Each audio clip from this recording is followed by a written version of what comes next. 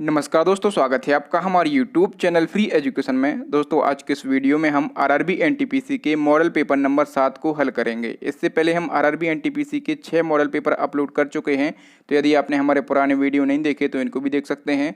और दोस्तों ये जो मॉडल पेपर हैं ये आरआरबी एनटीपीसी के सिलेबस के अकॉर्डिंग डिज़ाइन किए जा रहे हैं। इसमें हमने जनरल नॉलेज, जनरल साइंस और करंट अफेयर्स से रिलेटेड मोस्ट इंपॉर्टेंट 25 क्वेश्चन को सिलेक्ट किया है। और ये 25 क्वेश्चन जो हैं ये काफ़ी अच्छे लेवल के क्वेश्चन हैं, इंपॉर्टेंट क्वेश्चन है। ये क्वेश्चन प्रीवियस कई एग्जाम में पूछे गए हैं और इन क्वेश्चन को हम बिल्कुल डिटेल में विथ एक्स्ट्रा फैक्ट के साथ में हल करेंगे ताकि आपको याद करने की या फिर रटने की ज़रूरत ना पड़े। तो चलिए शुरू कर लेते हैं। नंबर फर्स्ट क्वेश्चन है, कह रहा है कि विश्व स्वास्थ्य संगठन का गठन कब किया गया था। तो देखिए दोस्तों, जितने भी क्वेश्चन इस वीडियो लेक्चर में लाया हूं, यदि आपको किसी भी क्वेश्चन का आंसर पता है तो वीडियो को पॉज करके अपना आंसर लगाएं। इसके बाद मैं आंसर बताऊंगा और क्वेश्चन के रिलेशन में जितने भी एक्स्ट्रा फैक्ट बन सकते हैं सभी को समझाऊंगा। तो देखिए दोस्तों, विश्व स्वास्थ्य संगठन और इसको शॉर्ट में क्या कहा जाता है, तो इसको शॉर्ट में कहा जाता है WHO। ठीक है, इसका फुल फॉर्म होता है वर्ल्ड हेल्थ ऑर्गेनाइजेशन। ठीक है, इसकी स्थापना कब की गई थी, तो 7 अप्रैल 1948 को इसकी स्थापना की गई थी। और देखिए दोस्तों, इसकी स्थापना की गई थी 7 अप्रैल को, इसलिए हम हर साल 7 अप्रैल को क्या मनाते हैं, विश्व स्वास्थ्य दिवस यानी कि वर्ल्ड हेल्थ डे मनाते हैं हम 7 अप्रैल को। ठीक है, और इसका हेडक्वार्टर कहाँ पर स्थित है, तो जो WHO है इसका हेडक्वार्टर जो है ये जेनेवा में स्थित है। ठीक है, और जेनेवा कहाँ पर पड़ता है, तो ये जो है ये स्विट्जरलैंड में पड़ता है। ये सारे फैक्ट आपको याद रखना है। नंबर सेकंड क्वेश्चन है, कह रहा है कि निर्वाचन आयोग के बारे में कौन सा कथन सही नहीं है। तो निर्वाचन आयोग यानी कि इलेक्शन कमीशन के बारे में हमें गलत कथन का चयन करना है। तो हम एक एक करके सभी कथनों को देख लेते हैं। तो देखिए नंबर ए पे लिखा है कि यह एक स्थायी, स्वतंत्र और संवैधानिक निकाय है। तो ये कथन बिल्कुल सही लिखा है। जो इलेक्शन कमीशन है वो एक संवैधानिक निकाय है। नंबर बी पे देख लेते हैं, कह रहा है कि इसकी स्थापना 25 जनवरी 1950 को की गई थी।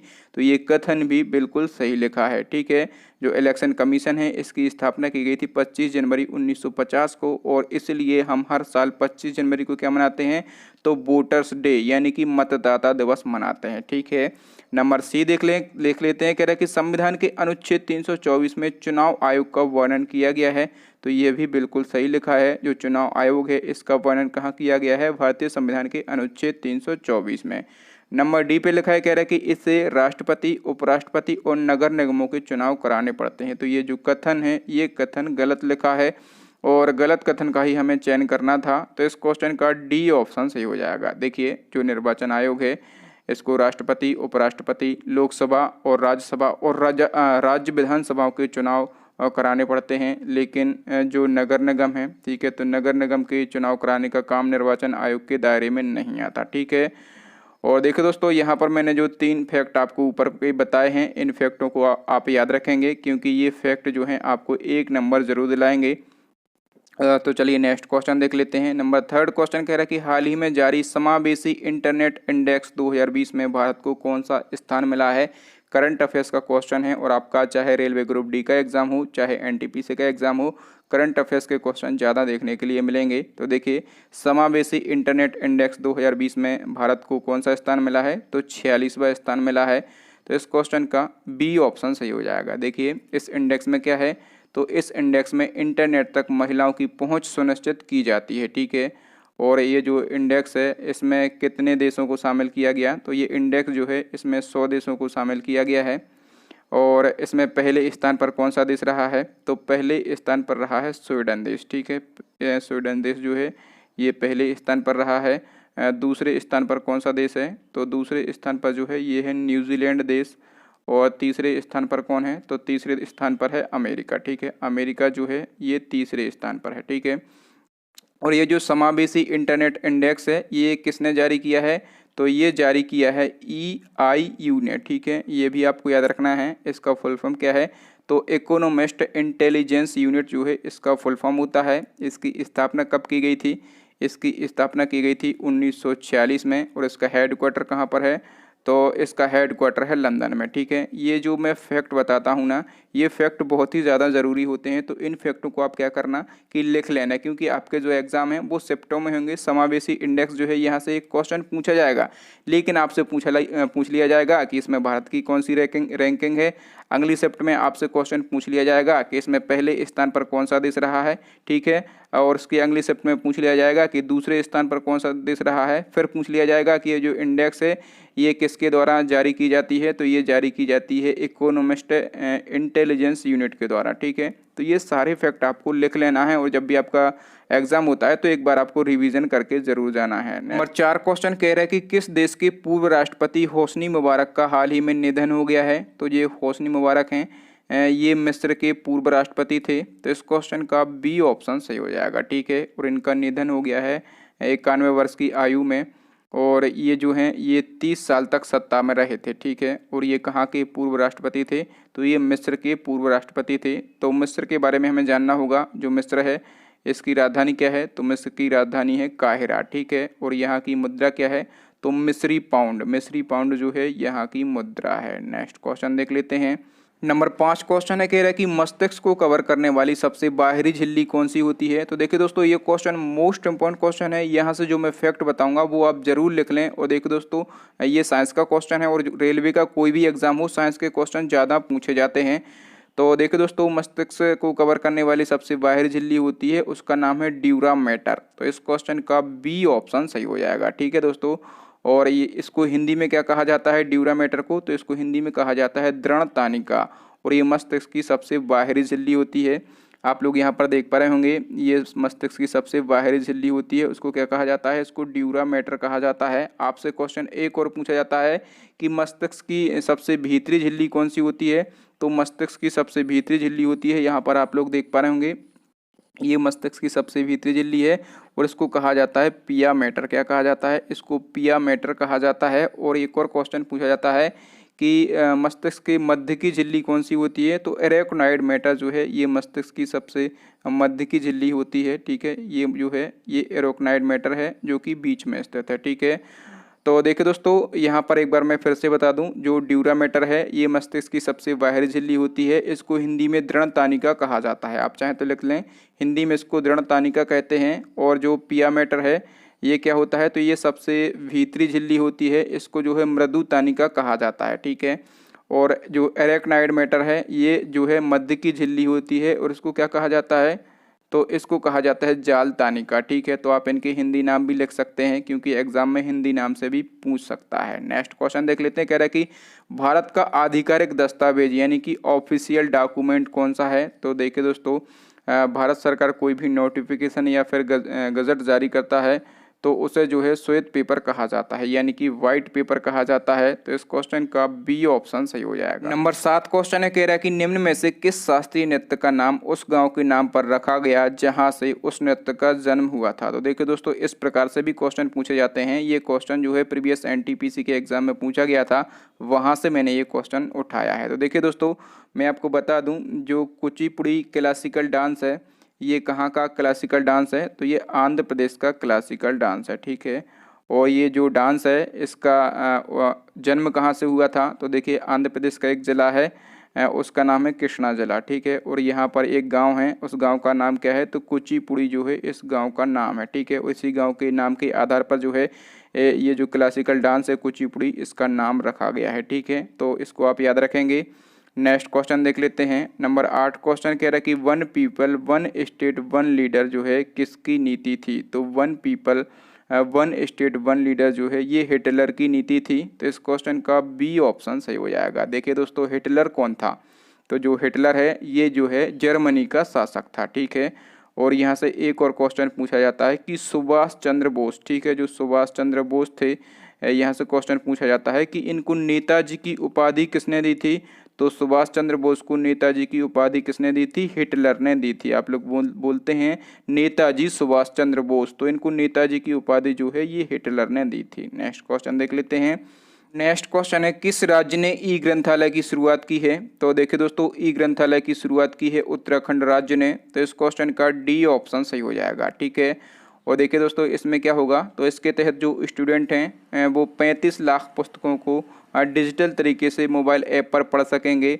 और उत्तराखंड राज्य जो है ये देश का पहला ऐसा राज्य बन गया है जहां पर प्रत्येक कॉलेज को ई ग्रंथालय से जोड़ा गया है, ठीक है। तो याद रखेंगे, ई ग्रंथालय की शुरुआत किसने की है, तो उत्तराखंड राज्य ने की है। नेक्स्ट क्वेश्चन देख लेते हैं। नंबर 10 क्वेश्चन कह रहे हैं कि किस राज्य सरकार ने कोविड-19 को नियंत्रित करने के लिए कोरोना किल अभियान की शुरुआत की है? तो किल कोरोना अभियान की शुरुआत किसने की है? तो ये की है मध्य प्रदेश राज्य सरकार ने। तो इस क्वेश्चन का ए ऑप्शन सही हो जाएगा। देखिए ये जो किल कोरोना अभियान है इसमें क्या होगा, तो इस अभियान के तहत डोर टू डोर सर्वे की जाएगी, ठीक है, और की जा रही है मध्य प्रदेश में। डोर टू डोर सर्वे की जाएगी और नागरिकों को कोरोना के साथ साथ अन्य बीमारियों का भी परीक्षण किया जाएगा। कोरोना का परीक्षण किया जाएगा, इसके साथ साथ यदि कोई और डिसीज है तो उसका भी परीक्षण किया जाएगा। ये है किल कोरोना अभियान, जिसकी शुरुआत की है मध्य प्रदेश राज्य सरकार ने। नेक्स्ट क्वेश्चन देख लेते हैं। कह रहा है कि निम्न में से कौन सा पर्वत भूवैज्ञानिक इतिहास के अनुसार सबसे पुराना है? तो सबसे पुराना कौन सा पर्वत है? वो है अरावली पर्वत। तो इस क्वेश्चन का डी ऑप्शन सही हो जाएगा। देखिए जो अरावली पर्वत रेंज है, यहाँ से क्वेश्चन पूछा जाता है कि इसकी सबसे ऊंची चोटी कौन सी है? तो अरावली पर्वत रेंज की सबसे ऊंची चोटी जो है उसका नाम है गुरु शिखर चोटी। क्या नाम है? गुरु शिखर चोटी जो है उसका नाम है। नेक्स्ट क्वेश्चन है, गरीबी रेखा से नीचे रहने वाले लोगों को फ्री इंटरनेट प्रदान करने वाला पहला राज्य कौन बना है? तो देखिए दोस्तों, फ्री इंटरनेट प्रदान करने वाला पहला राज्य बना है केरला। तो इस क्वेश्चन का ए ऑप्शन से हो जाएगा। ऐसा करने वाला केरल जो है ये पहला राज्य बना है, ठीक है। और कोई भी क्वेश्चन हो, यदि किसी क्वेश्चन में प्रथम या फिर पहला जैसे शब्द जुड़ जाते हैं तो वो क्वेश्चन जो है वो अपने आप में इम्पोर्टेंट बन जाता है। याद रखना है आपको। अब केरल बना है पहला राज्य, तो केरल के बारे में हम जान लेते हैं। केरल की राजधानी क्या है? तो तिरुवनंतपुरम जो है ये केरल की राजधानी है। वर्तमान में यहाँ के सीएम है पिनाराई विजयन और वर्तमान में यहाँ के गवर्नर कौन है? तो आरिफ मोहम्मद खान जो है यहाँ के गवर्नर हैं। नेक्स्ट क्वेश्चन देख लेते हैं। नंबर 13 क्वेश्चन कह रहा है कि इंटरनेट सभी नागरिकों का मौलिक अधिकार है। इसकी घोषणा करने वाला पहला राज्य कौन सा बना है? तो इंटरनेट जो है सभी नागरिकों का मौलिक अधिकार है, ठीक है। इसकी घोषणा करने वाला पहला राज्य ये भी बना है केरला। तो इस क्वेश्चन का ए ऑप्शन सही हो जाएगा। नेक्स्ट क्वेश्चन देख लेते हैं। नंबर 14 क्वेश्चन है, सूर्य में मौजूद मुख्य गैसें हमें बताना है कि मेनली जो सूर्य है इसमें कौन कौन सी गैसें होती हैं? तो देखिए इसमें हाइड्रोजन और हीलियम गैसें होती हैं। तो इस क्वेश्चन का ए ऑप्शन सही हो जाएगा। सूर्य क्या है? तो सूर्य एक तारा है, ठीक है। और इसमें जो है हाइड्रोजन कितने परसेंट होती है? तो हाइड्रोजन इसमें होती है 70%, ठीक है। और इसमें हीलियम कितने परसेंट होती है? तो हीलियम होती है 27.4%। हीलियम जो है 27.4% होती है, ठीक है। और इसमें कुछ अन्य गैसें भी होती हैं, जैसे कि इसमें ऑक्सीजन होती है, ठीक है। इसमें जो है कार्बन होती है, इसमें नाइट्रोजन होती है, इसमें मैग्नीशियम होती है और इसमें जो है आयरन होती है, ठीक है। तो ये कुछ अन्य गैसें भी होती हैं, लेकिन जो मेनली हैं वो हाइड्रोजन और हीलियम होती हैं। हाइड्रोजन होती है 70% और हीलियम होती है 27%। नेक्स्ट क्वेश्चन है, भारत का सबसे उपजाऊ क्षेत्र यानी कि फर्टाइल रीजन कौन सा है? तो देखिए दोस्तों, भारत का सबसे उपजाऊ क्षेत्र जो है वो है भारत गंगा का मैदान क्षेत्र। तो इस क्वेश्चन का बी ऑप्शन सही हो जाएगा, ठीक है। और ये जो एरिया है ये कितने एकड़ ज़मीन में फैला है? तो ये 630 मिलियन एकड़ में फैला है, ठीक है। ये 630 मिलियन एकड़ में फैला हुआ है। नेक्स्ट क्वेश्चन देख लेते हैं। नेक्स्ट क्वेश्चन है, कह रहा है कि किसके अधिक सेवन से अस्थि विकृति यानी कि बोन डिफॉर्मिटीज़ हो जाती हैं? तो देखिए दोस्तों, मैं आपको बता दूं, जो फ्लोरीन है, ठीक है, जो फ्लोरीन है इसकी अधिकता से अस्थि विकृति हो जाती है, ठीक है। फ्लोरीन के बारे में हम जान लेते हैं। देखिए फ्लोरीन जो है एक रासायनिक तत्व है, इसका सिंबल होता है F, ठीक है। और इसका एटॉमिक नंबर कितना होता है? तो इसका एटॉमिक नंबर यानी कि परमाणु क्रमांक होता है 9। और इसके अधिक सेवन से अस्थियों में विकृति पैदा हो जाती है, ठीक है।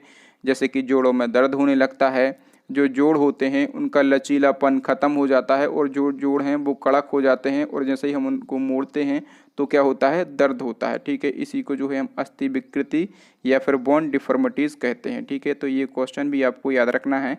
चलिए नेक्स्ट क्वेश्चन देख लेते हैं। नंबर 17 क्वेश्चन, इजी सा क्वेश्चन कह रहा है कि नगर पालिका तथा पंचायत सदस्य बनने के लिए न्यूनतम आयु क्या होनी चाहिए? तो यदि आपको नगर पालिका या फिर पंचायत का सदस्य बनना है तो कम से कम आपकी आयु जो है वो 21 वर्ष होनी चाहिए। बी ऑप्शन सही हो जाएगा, ठीक है। मतदान करने की एज कितनी होनी चाहिए? तो यदि आप 18 साल के हैं तो आप वोट कर सकते हैं। देखिए वोट करने की एज पहले कितनी थी? तो वोट करने की एज जो है वो पहले 21 वर्ष थी, लेकिन जो है 61वें संविधान संशोधन के द्वारा इसकी एज घटाकर कितनी कर दी गई? तो 18 वर्ष कर दी गई, ठीक है। और देखिए दोस्तों 25 वर्ष, यदि हम बात करें कि आपको लोकसभा सदस्य बनना है तो आपकी एज कितनी होनी चाहिए? तो आपकी एज होनी चाहिए 25 वर्ष, ठीक है। और यदि आपको राज्यसभा सदस्य बनना है तो आपकी एज कितनी होनी चाहिए, तो आपकी एज होना चाहिए 30 वर्ष। ये फैक्ट पूछे जाते हैं कि राज्यसभा सदस्य बनने के लिए न्यूनतम आयु कितनी होनी चाहिए, तो आप कहेंगे 30 वर्ष होना चाहिए। लोकसभा सदस्य बनने के लिए आपकी न्यूनतम आयु कितनी होनी चाहिए, तो आप कहेंगे 25 वर्ष होना चाहिए, ठीक है। और देखिए दोस्तों, यदि आपको उपराष्ट्रपति बनना है, ठीक है, यदि आपको जो है उपराष्ट्रपति बनना है या फिर आपको राष्ट्रपति बनना है या फिर आपको राज्यपाल बनना है, ठीक है, तो इन 3 पदों की न्यूनतम आयु कितनी रखी गई है, तो इन 3 पदों की न्यूनतम आयु रखी गई है 35 वर्ष। कितनी रखी गई है, 35 वर्ष रखी गई है। तो इन सभी फैक्टों को आप याद रखेंगे, यहाँ से आपको 1 नंबर जरूर मिल सकता है। नंबर 18 क्वेश्चन कह रहा है कि महाराष्ट्र का सुकरात किसे कहा जाता है, तो महाराष्ट्र का सुकरात कहा जाता है महादेव गोविंद रनाड़े को। तो इस क्वेश्चन का बी ऑप्शन सही हो जाएगा। जो महादेव गोविंद रनाड़े हैं, इनका जन्म कहाँ पर हुआ था, तो इनका जन्म जो है महाराष्ट्र के नासिक जिले में हुआ था। और ये जो है ये एक फेमस समाज सुधारक थे और इनको महाराष्ट्र का सुकरात कहा जाता है। नेक्स्ट क्वेश्चन है, किसी वस्तु का वजन न्यूनतम होता है जब उसे रखा जाता है। तो देखिए दोस्तों, किसी वस्तु को यदि पृथ्वी के केंद्र पर रखा जाए तो उसका वजन कैसा होगा, उसका वजन जो है वो न्यूनतम रहेगा, याद रखेंगे। नेक्स्ट क्वेश्चन देख लेते हैं। नंबर 20 क्वेश्चन है, उदय कोटक समिति निम्न में से किससे संबंधित है।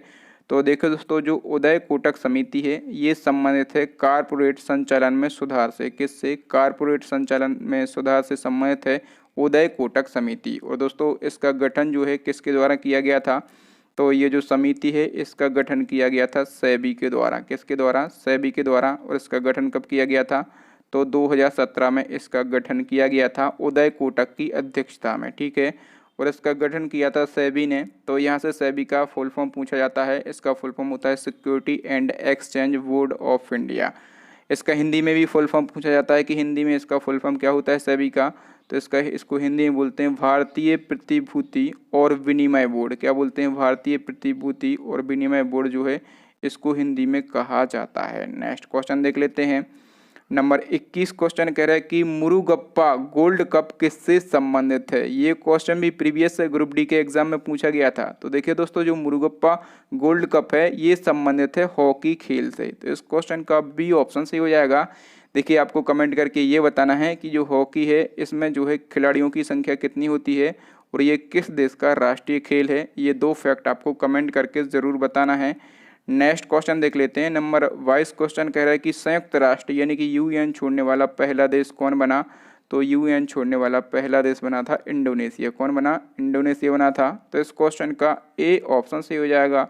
यूएन के बारे में तो मैं आपको कई बार बता चुका हूँ। इसका फुल फॉर्म होता है यूनाइटेड नेशन। क्या इसका होता है फुल फॉर्म, तो इसका फुल फॉर्म होता है यूनाइटेड नेशन। इसको हिंदी में संयुक्त राष्ट्र कहा जाता है। स्थापना हुई थी 24 अक्टूबर 1945 को, ठीक है। इसलिए हम 24 अक्टूबर को मनाते हैं यूनाइटेड नेशन दिवस। और इसका हेडक्वार्टर न्यूयॉर्क में है। वर्तमान में सदस्य देशों की संख्या कितनी है, तो वर्तमान में 193 देश इसके सदस्य देश हैं। नेक्स्ट क्वेश्चन देख लेते हैं। नंबर 23 क्वेश्चन कह रहा है कि दुनिया का पहला प्रोग्रामर किसे माना जाता है। तो दुनिया का फर्स्ट प्रोग्रामर माना जाता है, उनका नाम है, इंग्लैंड की हैं, फेमस महिला गणितज्ञ हैं, उनका नाम है एडा लवलेस। क्या नाम है, उनका नाम है एडा लवलेस। तो इस क्वेश्चन का वी ऑप्शन सही हो जाएगा। नंबर 24 क्वेश्चन भी मोस्ट इंपॉर्टेंट क्वेश्चन है। कह रहे कि जैविक खेती यानी कि ऑर्गेनिक फार्मिंग को अपनाने वाला भारत का पहला राज्य कौन सा है। तो जैविक खेती को अपनाने वाला भारत का पहला राज्य सिक्किम। तो इस क्वेश्चन का ए ऑप्शन सही हो जाएगा। बात यहाँ पर सिक्किम की हुई है। तो सिक्किम की राजधानी क्या है, गंगटोक जो है सिक्किम की राजधानी है। यहाँ के वर्तमान में मुख्यमंत्री हैं प्रेम सिंह तमांग और राज्यपाल हैं गंगा प्रसाद, ठीक है। तो ये 3 फैक्ट हमेशा आप याद रखेंगे, किसी भी राज्य की चर्चा हो वो 3 फैक्ट आपको जरूर याद रहना चाहिए। नंबर 25 क्वेश्चन है। ये क्वेश्चन भी मोस्ट इंपॉर्टेंट क्वेश्चन है और ये क्वेश्चन आप जरूर गलत करेंगे। तो आपको क्या करना है कि वीडियो को पॉज करके अपना आंसर लगाना है, फिर मैं इसके बारे में बताता हूँ। देखिए, क्वेश्चन कह रहा है कि निम्न में से कौन सी पर्वत चोटी हिमालय श्रेणी यानी कि हिमालय रेंज में स्थित नहीं है। इसका आपको आंसर बताना है, फिर मैं बता रहा हूँ आंसर। तो चलिए लगा लिया आंसर। अब मैं आपको बता दूं कि इसका आंसर है K2। देखिए दोस्तों, जो K2 है ये हिमालय रेंज में स्थित नहीं है। ये किस रेंज में स्थित है, तो ये जो K2 है ये काराकोरम रेंज में स्थित है। कहाँ पर, ये काराकोरम रेंज में स्थित है। और यदि हम बात करें K2 की, तो ये दुनिया की दूसरी सबसे ऊंची पर्वत चोटी है। किस नंबर की, तो ये सेकंड लार्जेस्ट पीक है। और देखिए दोस्तों इसकी हाइट कितनी है, तो इसकी हाइट है 8611 मीटर, ठीक है। और यदि हम बात करें कि दुनिया की सबसे ऊंची पर्वत चोटी कौन सी है, तो दुनिया की सबसे ऊंची पर्वत चोटी जो है उसका नाम है माउंट एवरेस्ट। क्या नाम है? माउंट एवरेस्ट उसका नाम है। और इसकी हाइट की यदि हम बात करें तो इसकी हाइट है 8848 मीटर, ठीक है। और ये जो माउंट एवरेस्ट है ये किस रेंज में है, तो ये हिमालय रेंज में स्थित है, ठीक है। ये हिमालय रेंज में स्थित है, लेकिन जो K2 है ये काराकोरम रेंज में स्थित है। तो देखिए दोस्तों आपको एग्जामिनर फंसाएगा, जरूर फंसाएगा, आपको आंसर पता होगा लेकिन तब भी आप गलत करके आ सकते हैं, ठीक है। तो आपको क्या करना है कि क्वेश्चन आपको इस प्रकार से पढ़ना है कि उस क्वेश्चन के बारे में एग्जामिनर आपसे कहीं से भी क्वेश्चन पूछे लेकिन आप क्वेश्चन को गलत करके नहीं आए। तो देखिए दोस्तों आप लोगों ने देखा होगा अभी तक जितने भी वीडियो हैं मैं इसी प्रकार से पढ़ाता हूं कि क्वेश्चन भले ही मैं कम लाता हूं, 25 क्वेश्चन लाता हूं, लेकिन जो क्वेश्चन है उनको मैं बिल्कुल डिटेल में पढ़ा देता हूँ। किसी भी प्रकार से आपके एग्जाम में क्वेश्चन बन जाए, आप क्वेश्चन को गलत करके नहीं आएंगे, ये मेरी गारंटी है। बस आप पढ़ते जाइए, वीडियो देखते जाइए। तो देखिए दोस्तों आज के लिए इतना ही। अब नेक्स्ट एंड लास्ट क्वेश्चन है आपके लिए, चैलेंजिंग क्वेश्चन है जो कि हम पूछते हैं हमारे प्रीवियस वीडियो से। क्वेश्चन हमने आपसे पूछा था कि सुंदरी नामक वृक्ष जो हैं ये कहाँ पर पाए जाते हैं, ठीक है। इसका जो भी आंसर हो, ठीक है, इसका जो भी आंसर हो उस आंसर के बारे में भी आपको 2 फैक्ट कम से कम लिख देना है, ठीक है। 2 फैक्ट आपको ज़रूर लिख देना है। तो थैंक यू दोस्तों, वीडियो देखने के लिए बहुत बहुत धन्यवाद। आपको वीडियो कैसा लगा ईमानदारी से कमेंट करके ज़रूर बताना यार, पॉजिटिव कमेंट ज़रूर करें। यदि अच्छा लगता हो अच्छा बताएं, कोई कमी है तो वो कमी भी आप बता सकते हैं, क्योंकि जो फ्री एजुकेशन यूट्यूब चैनल है ये आपकी और हमारी फैमिली है। आप हमें बताएंगे तो यदि मेरी कोई कमी है तो मैं उसमें सुधार करूंगा, लेकिन जब तक आप नहीं बताएंगे तब तक मैं सुधार कहाँ से करूंगा, ठीक है। तो आपको बताना भी है और आपको ये भी बताना है कि आपको वीडियो कैसा लगा, ये क्वेश्चन सीरीज आपको कैसी लग रही है। तो यदि अच्छी लग रही है तो वीडियो को लाइक करें। और दोस्तों आपको क्या करना है कि अपने भाई बहन दोस्त यारों को इसको ज़रूर शेयर करना है, अपनी फैमिली को बढ़ाना है, ठीक है। अपनी फैमिली जो है अभी 6.5 लाख की है, तो हमें बहुत ही जल्दी जो है 10 लाख तक पहुंचना है, ठीक है। तो दोस्तों और क्या करना है, आपको सब्सक्राइब कर लेना है चैनल और बेल आइकन भी दबा लेना है। बहुत से स्टूडेंट कमेंट कर रहे हैं कि सर नोटिफिकेशन नहीं पहुंच रहे हैं। भाई बेल आइकन नहीं दबाओगे तो नोटिफिकेशन नहीं पहुंचेगा। और दोस्तों प्ले लिस्ट बना दी है मैंने, जो मॉडल पेपर है इसकी मैंने प्ले लिस्ट बना दी है, और जो करंट अफेयर्स है या फिर जीके जीएस की जो सीरीज है सभी की मैंने प्ले लिस्ट तैयार कर दी हैं। और यहाँ पर आई बटन में लिंक दे दी है, ठीक है। तो आई बटन से आप हमारे पुराने वीडियो देख सकते हैं, या फिर सभी की लिंक जो है आपको डिस्क्रिप्शन में मिल जाएगी, ठीक है। तो यहाँ से आप व्यवस्थित क्रमशः हमारे सारे वीडियो देख सकते हैं, या फिर अभी आपको स्क्रीन पर 3 महत्वपूर्ण वीडियो दिख रहे होंगे, इनको देख लें। थैंक यू दोस्तों, मिलते हैं अगले वीडियो में, तब तक के लिए जय हिंद, जय भारत, वंदे मातरम।